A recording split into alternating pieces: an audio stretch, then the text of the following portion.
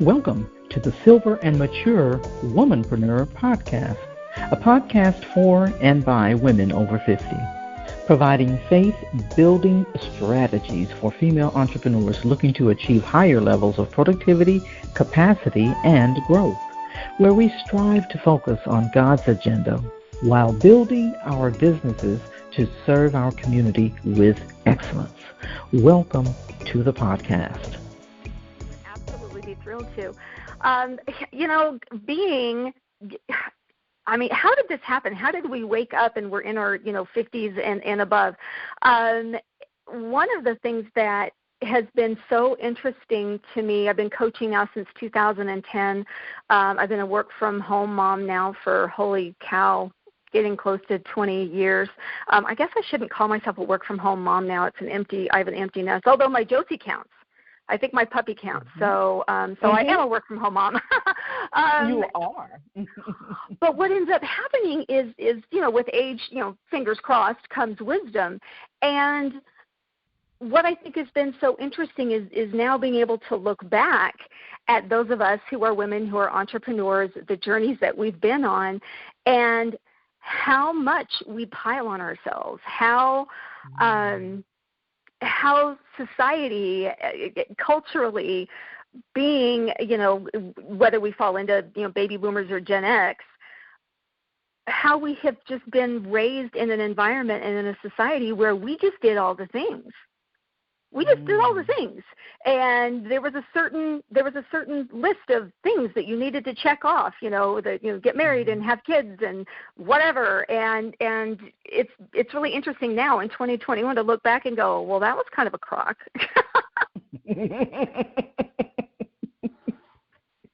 Yeah, it's interesting you say that, because as you were saying that, I thought about the things that were expected of us. So, growing up, you go to college, you get a degree, you work, and then you retire from, the company after 35, 40 years, 50 years, or whatever. You enter in retirement. Oh my gosh, right?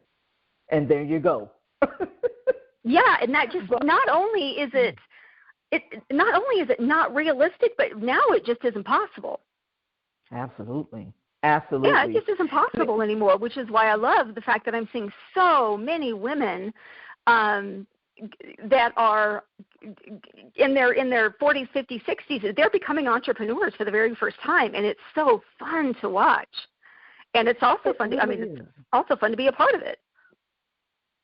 Yeah, and because I am watching the same thing, and I know isn't 50 like the new 40 or something like that? I don't know. You know what? I'm 54, and I think it's the new 39, so there's that. Well, hey, look, whatever. I am 62. Yes, I am 62, and I feel like it's the new 40, right? So there you go. Because I don't know if, growing up, I used to always think, and I know it's changed now, the perception of, when you are, 50 and above.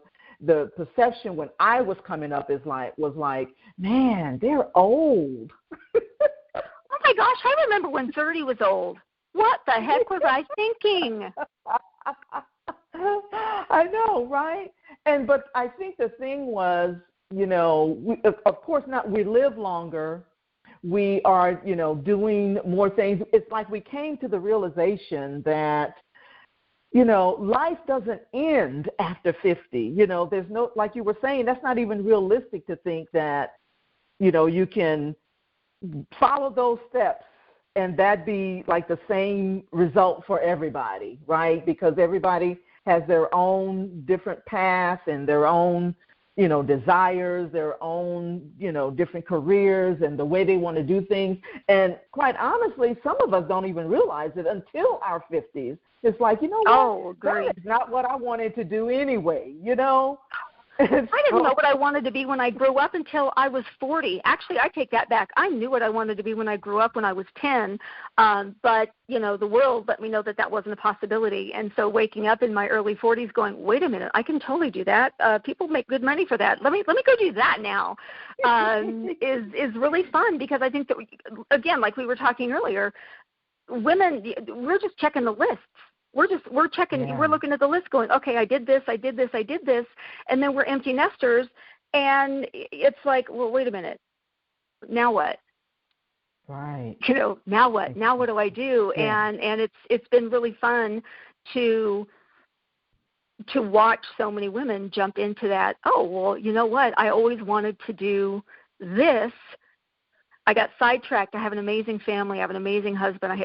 My life was amazing, but now I want to go do this thing.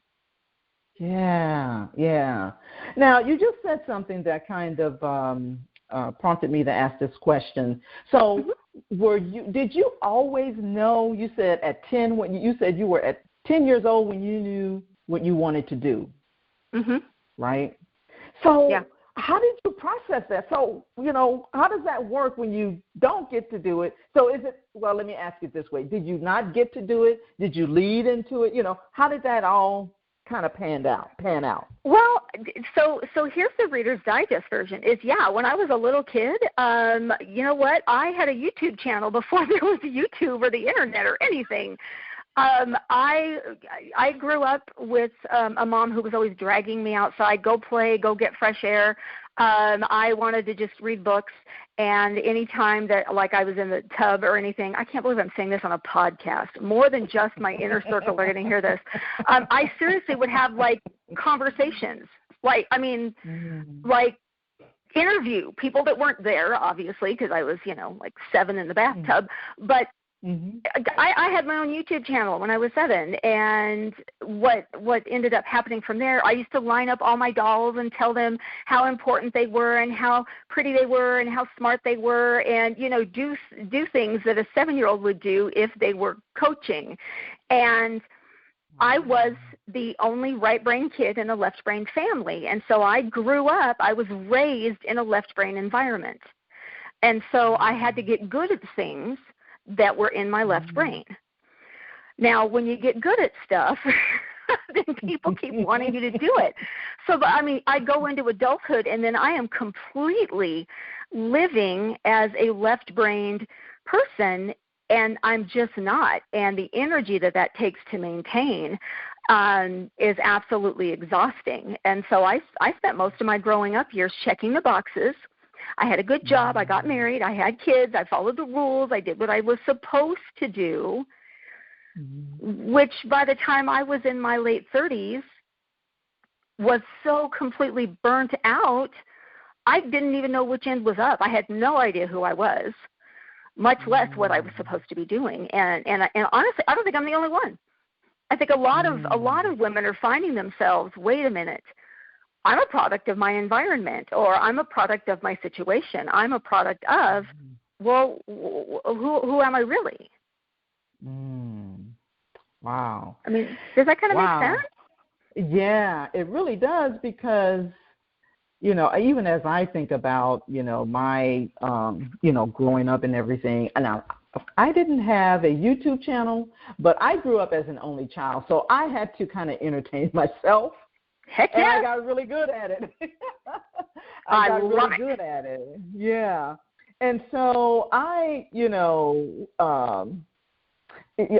grew up as an only child. I was raised by, older parents. And so there was a little bit of, lack of, understanding in terms of, what direction, you should go and things like that, because they were not educated, and things like that. And so I kind of found my own path, and nothing, against them. They still directed me with the best resources and knowledge and wisdom that they had. And so I kind of found my own path. And even when I think about some things, even, today, I think about, wow, that's why I used to do that, or that's why, I'm so prone to do this, and things like that. And so I kind of, found my own path, and just through God's guidance and everything, it just really all worked out, because we know that, God will, it all works out. Okay. And so, and I'm thankful, for things, turning out the way they did. It always, could have been worse. And but I really had a good upbringing. I had a good, things worked out well, and and so I don't know exactly where I was going with that, but anyway. That's okay. The strange thing is I always follow you, so it doesn't matter. Yeah. I follow you. And with me growing up, Aldreama, I grew up, my friends and I used to joke, I grew up in Leave It to Beaverland. I mean, I had a wonderful childhood. I just was conditioned to be a left-brain child. It's not good or bad or right or wrong. It just is, and that's okay. But it really surprises me that so many of us truly just don't know how we're wired. And for me, and I suspect for many people, many of us, especially, women, once we hit that 40, 50 and up range, is we have that moment of, who am I really? I've been, again, checking the boxes and doing the things, but every, 80,000 thoughts we have a day, and 90% of them are not our own. Yeah, that is so very true. And that's a lot of thoughts. Right? Even for me, and that's saying something. And it's scary. It's really scary if you think about it, 80,000 thoughts. And so it's really fascinating that, since we have all of those thoughts, and we know that it's up to us to guide those thoughts. Do you believe that, or how do you feel about that? I totally agree. One thing that has really benefited me was being able to understand that 90% of our thoughts are subconscious. So they're just back there running on autopilot. And they show up for us every day as, our comfort zone and our negative self-talk and our self-sabotage. I think we just get to the point where we accept it as that's just normal, and we actually can start listening to and believing, some of the junk that goes on in our head. I mean, seriously, being, in your 40s or 50s, starting a brand new phase of your life, deciding that you want to, whether you've been in entrepreneurial ventures before and you're starting something new, or you're just doing something entrepreneurial for the very first time.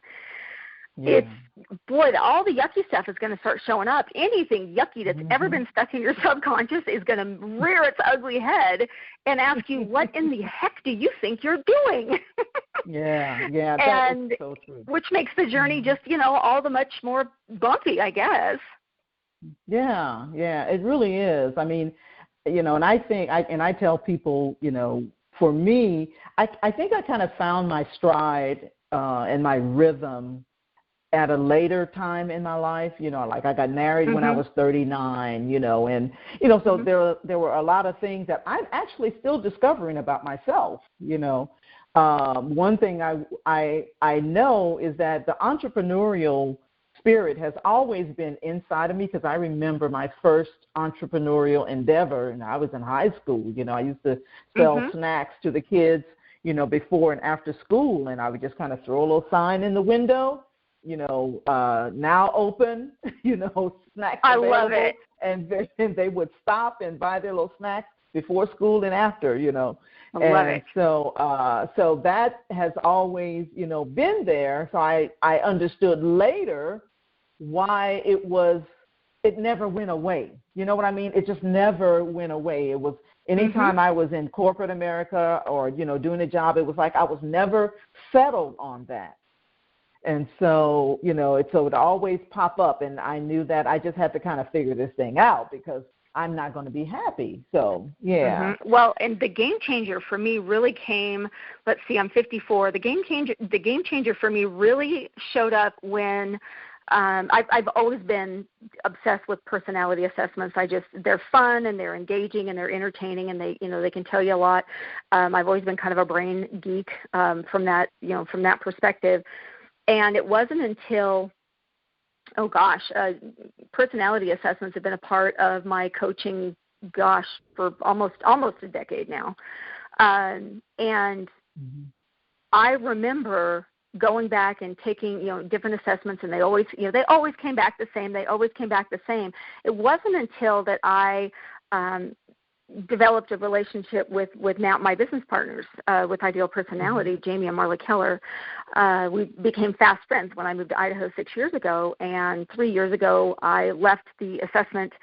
I left that company that I was with for a long list of reasons, and decided I was going to actually start my own. And having conversations with Jamie and Marla, they already had one that they've been using as an onboarding tool for their coupleship clients. And the more we dug into it and had conversations, we decided this needed to, let's shine a light on it, let's bring it to life.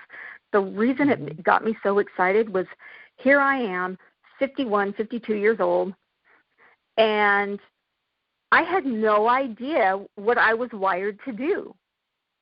Like, no idea. I knew what I was good at, but I was exhausted.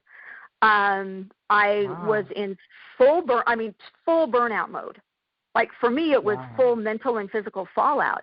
And having conversations, and I think a lot of us in our 50s, we kind of get to that point of, okay, well, this season is slowing down or is closing, whether it's, we become empty nesters or, an early retirement, or, there are a million different things, that can cause us to shift.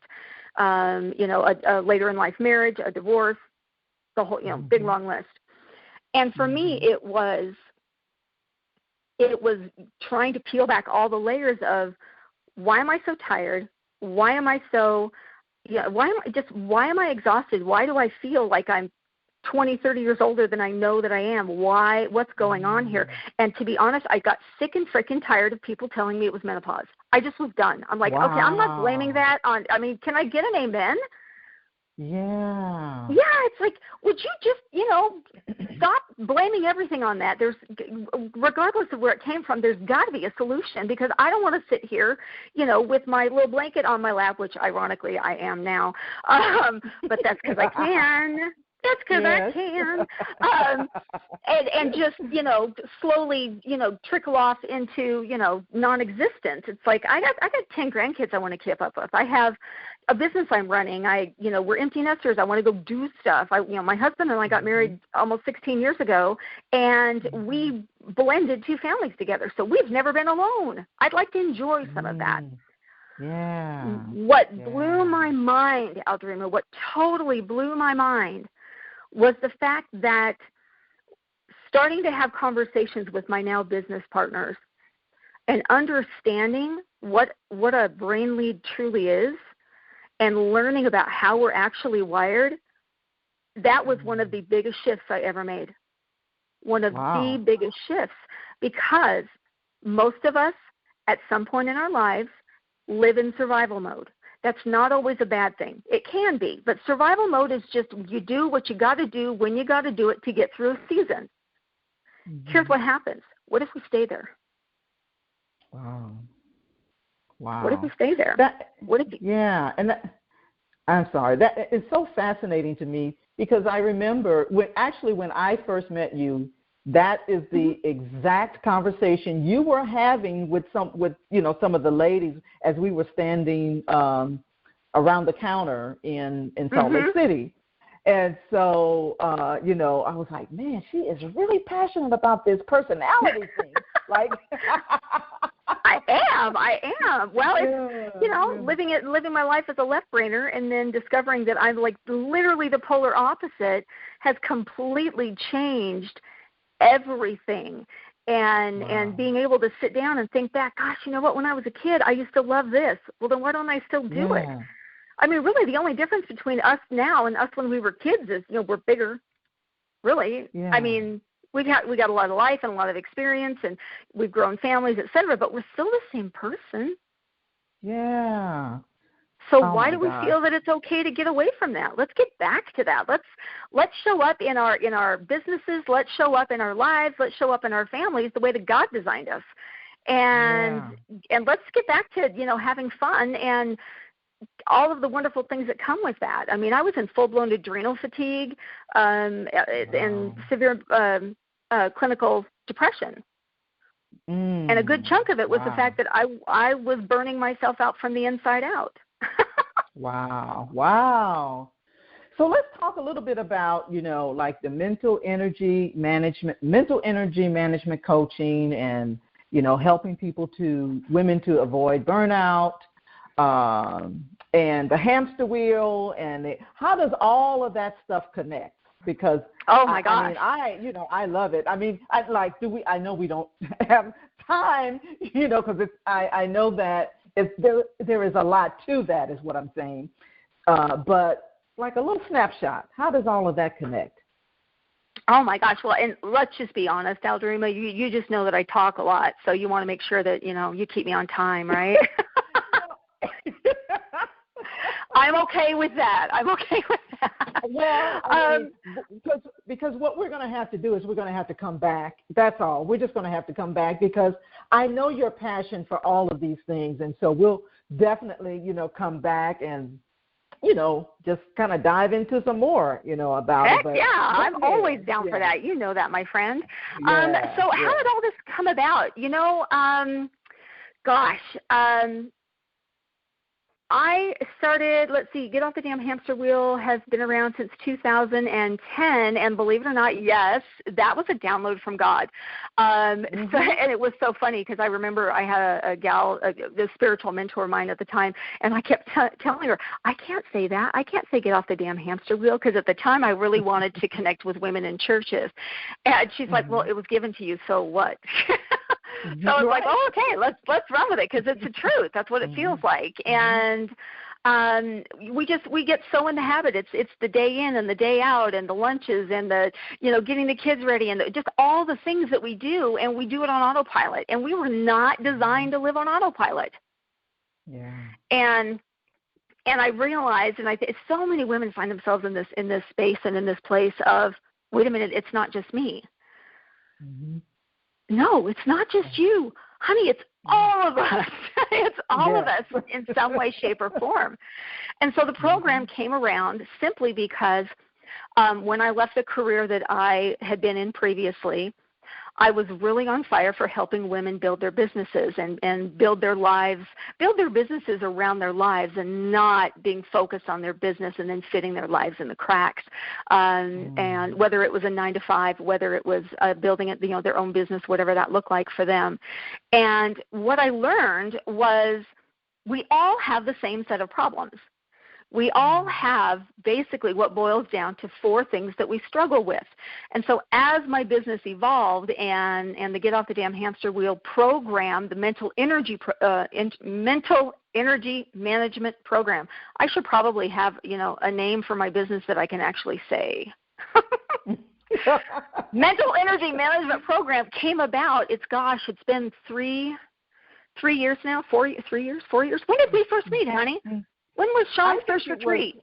2018? I want to say, no, that was the second one, I think. I think the first one was in, I think the first one was in 2017. Yeah, maybe the latter part. Yeah, it was in 2017. Was it? Then oh, my gosh. The second one is, yeah. It just felt like it was yesterday, actually. But it did. It does. That was when the program actually launched. Of course, Sean, being my coach, helped me with all of that, and he's phenomenal. I just love him to pieces. And what I discovered was that we're all in a different place of the same things. And so what started out, how my program started out, and how it really started to dive into the mental energy, is that's what everything boils down to. If we don't know how we're actually wired, it takes 10 times more energy to live in a survival mode mental state than it does to just identify the traits and tendencies that come naturally to you, that energize you, that are fun for you, and then live within them. It doesn't mean you don't do the other things, but when you know what energizes you, what depletes you, how to restore and how to reserve your mental energy, where the mind goes, the body follows. If you can keep your mental energy in a space where it is renewable and restorable, and you're not completely mentally blitzed out by the end of every single day, things change. Then all of the other things seem to come together. And the 4 areas where I saw that women struggled were, as a part of that energy management, time management, boundaries, self-care, and then mindset. Obviously not in that, not necessarily in that order, but those are the 4 areas that regardless, all of us are having a struggle in. And the bottom line for me, every single little bit of research, clients I've worked with, my personal experiences, everything boiled down to I'm overexerting myself mentally. So if I can fix that, and it's not a quick fix, it's an ongoing fix. It's a level of awareness and being proactive.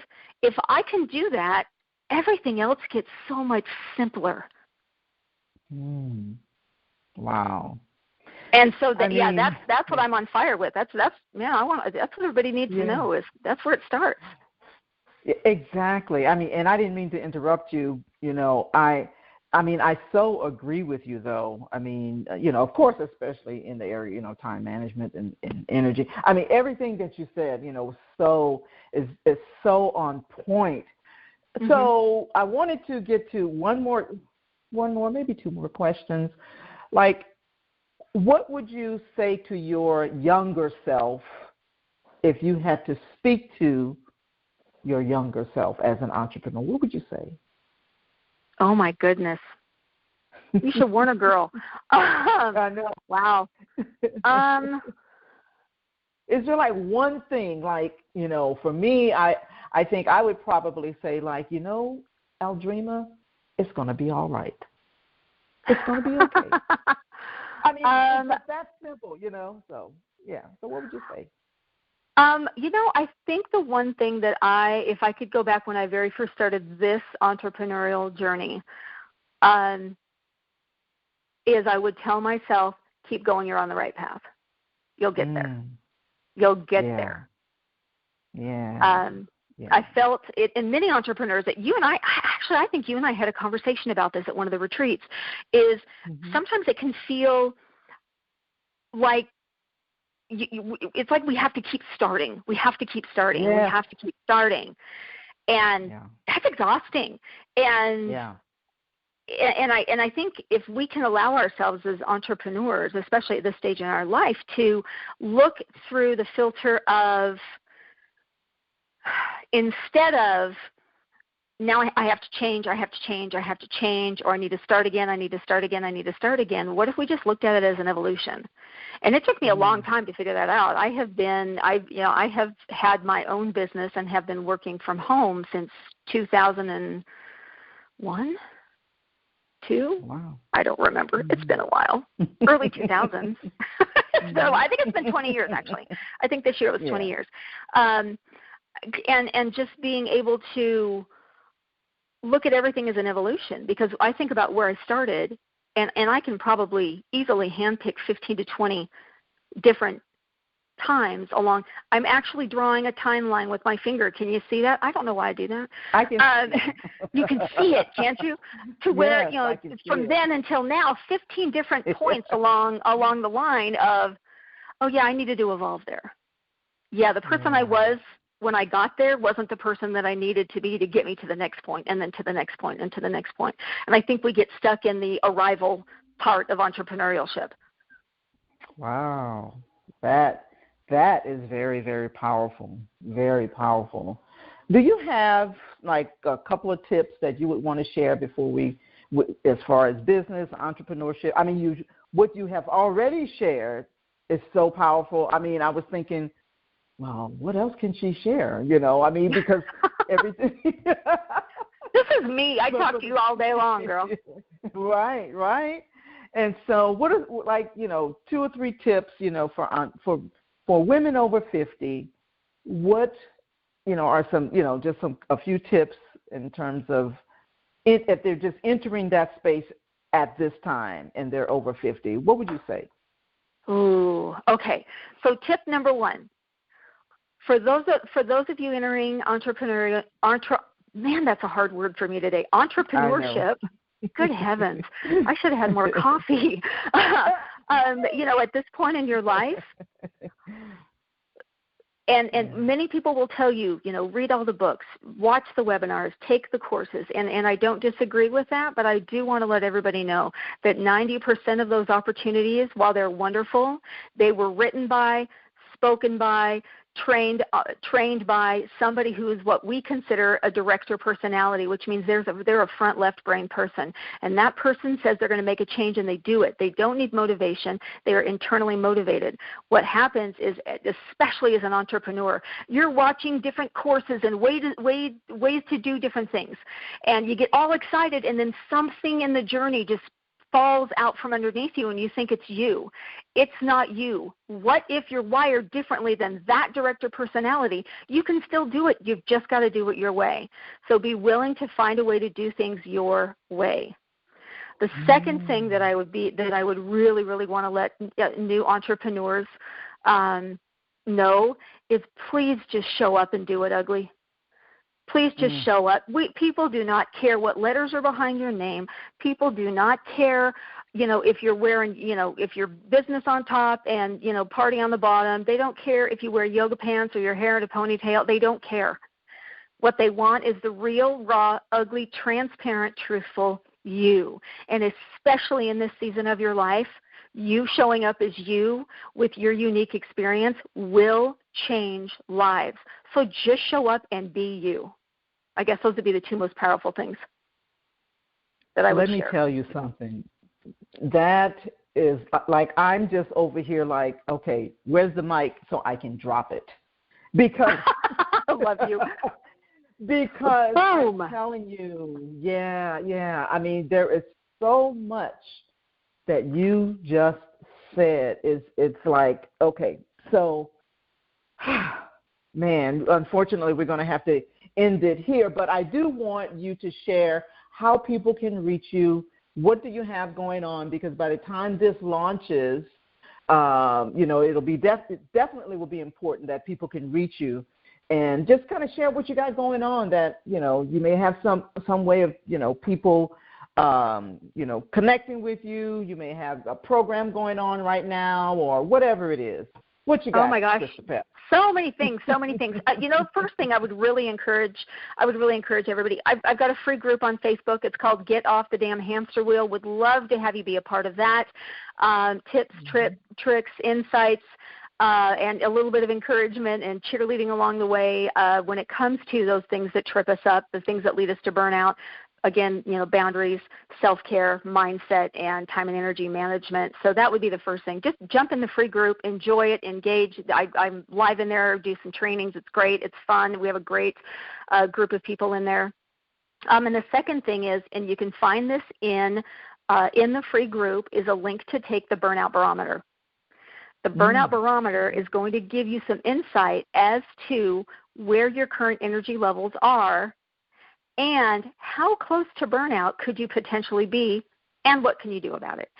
So, which will, hopefully let's just get on a Zoom and let me just talk to you and let me give you some advice and some insights and let's talk. That's my favorite thing to do, is to just get to meet people face to face and see how I can help. So that would be the best way for people to get a hold of me.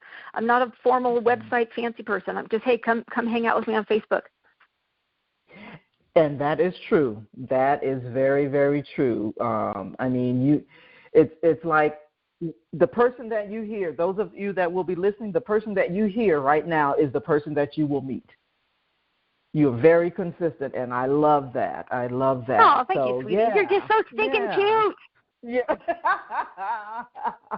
You knew we were not going to go this whole time without me telling you how stinking cute you are. Of course not. Well, Christa, this has been such a joy and an honor and a pleasure talking with you. All of the information will be in the show notes in terms of, the links and things like that, when where people can reach you and connect with you and things like that. So fantastic. I am so very excited. Thank you so much for coming to join me on this podcast. And I know we will get another opportunity to kind of continue. There'll be a part 2 and a part 3 and whatever, right? Oh my gosh, I would love it. And oh my gosh, sweetie, the honor and the pleasure has been all mine. Thank you so much for letting me come and hang out in your space. I love you to pieces, and I want to support anything that you've got your hands on because I know it's going to be great. Thank you so much. I really appreciate that. Hi, this is Aldreama Harper, and thank you for listening to the podcast. I hope you got value for where you are in your entrepreneurial endeavor. And if you'd like to know more about how I can further serve you, simply go to CoachDreama.com. Again, that's CoachDreama.com. I look forward to hearing from you. Have an amazing day.